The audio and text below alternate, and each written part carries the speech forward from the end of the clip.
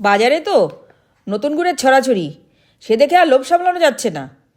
আগের দিন মাখা সন্দেশ করেছিলাম, আজকে বানাবো চন্দ্রপুলি। এই মিষ্টি বানানো আমার মায়ের কাছ থেকে শেখা। আমার মা নানা রকম মিষ্টির সাজে ফেলে মিষ্টি বানাতেন নানা রকম। জানি না মায়ের মতন পারবো কি না, তবে চেষ্টা তো করছি।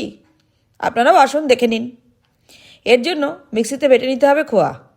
আমি 150 গ্রাম খোয়া, ওই কাপ মেপে 150 গ্রাম নারকেল, ওই কাপেরই হাফ কাপ নলেন গুড়, ওই কাপেরই হাফ কাপ দুধ দিয়ে মিক্সিতে পিষে নেব। পেশার সময় এরকম হবে দেখুন। এবার গ্যাসে কড়াই গরম করতে দেবো, সেখানে দেব হাফ কাপ দুধ, 1 চামচ ঘি, ভালো করে মিশিয়ে নেব। এবার খোয়া নারকেলের পেস্টটা ঢেলে দেবো।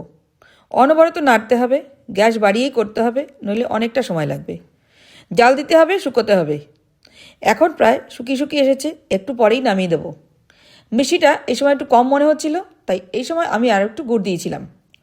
ব্যাস, এইবার পুরটা প্রায় শুকিয়ে এসছে। এই অবস্থায় নামিয়ে দেবো। খুব ভালো করে ঠান্ডা করতে হবে, নইলে মিষ্টি গড়ানো যাবে না।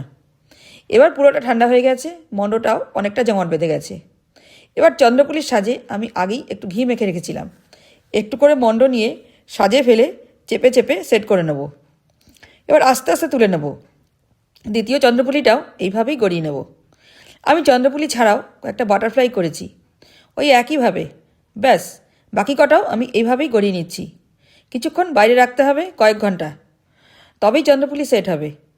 তা বলে আবার যেন ফ্রিজে ঢুকিয়ে দেবেন না, তাহলে খেতে ভালো লাগবে না। মিষ্টিগুলো কেমন খেলেন প্লিজ জানাবেন। ভালো লাগলে একটা লাইক দিয়ে দেবেন।